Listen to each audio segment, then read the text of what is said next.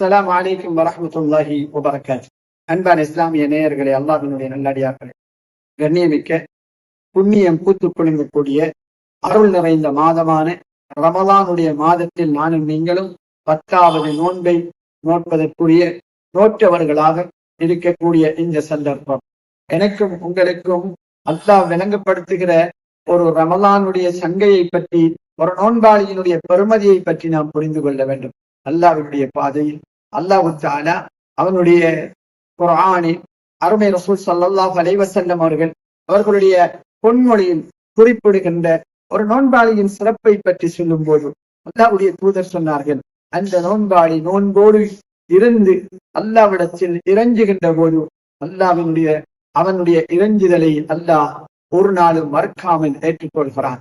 அந்த நோன்பாளி பசியோடு இருக்கும் காலமெல்லாம், தாகத்தோடு இருக்கும் காலமெல்லாம் அவனுடைய தேவைகளை, அவனுடைய ஹலாலான மனைவி இருந்தும் அவன் அந்த ஹலாலான மனைவியை இந்த ரமலானுடைய அந்த நோன்பின் காரணத்தினால் அவளை நெருங்காமல் இருக்கும் காலமெல்லாம் அல்லாஹ் அந்த நோன்பாளிக்கு எவ்வளவு சிறப்பை வழங்குகிறான் தெரியுமா?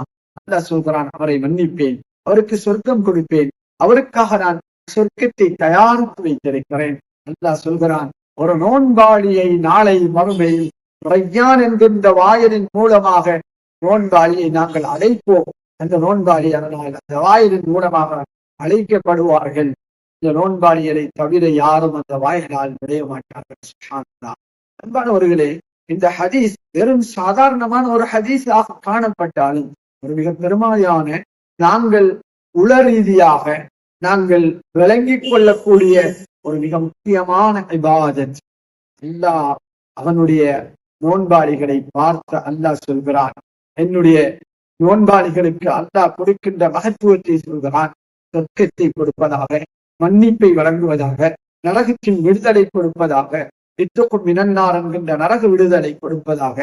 என்பானவர்களே, அல்லாஹ்வுடைய தூதர் ஸல்லல்லாஹு அலைஹி வஸல்லம் அவர்களும் அவர்களுடைய அருமை தோழர்களும் கடைசி வரை நரகத்தை பயந்து அழுதார்கள்.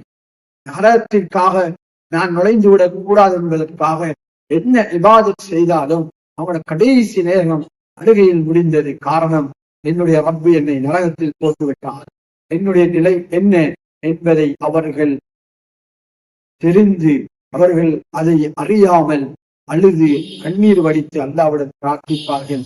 அன்பானவர்களே, இந்த ரமலானில் அல்லாஹ் நோன்பாளிக்கு கொடுத்திருக்கின்ற கண்ணியம், அல்லாஹ் அவர்களுடைய பாவங்களை மன்னிப்பது முதலாவது, அவர்களுடைய தௌபாவை கபூல் செய்வது, அவர்களுக்கு சிறந்த வாழ்வை வழங்குவது, அவர்களை மன்னிப்பது, அவனுடைய அருளால் சூழச் செய்வதாக அல்லாஹ் வாக்களித்திருக்கிறான். அன்பானவர்களே, அல்லாஹ்வினுடைய நல்லடியார்களே, ரமலானில் அடியான் அல்லாஹ்வின் பக்கம் நெருங்கும் போதும் அவன் பக்கம் கடுமையாக நெருங்கி வந்தவனை மன்னிக்கிறார்.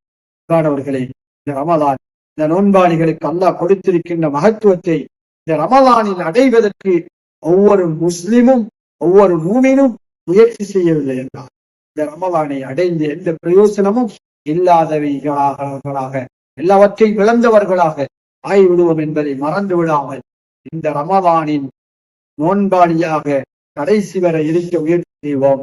அல்லாஹ்வின் பக்கம் நெருங்குவோம், அல்லாஹ்வினுடைய ஆகிராவின் பக்கம் நெருங்குவோம். அல்லாஹ் நம் அனைவரையும் பொருந்திக் கொள்வானாக. அஸ்ஸலாமு அலைக்கும் வரஹ்மத்துல்லாஹி வபரகாத்துஹு.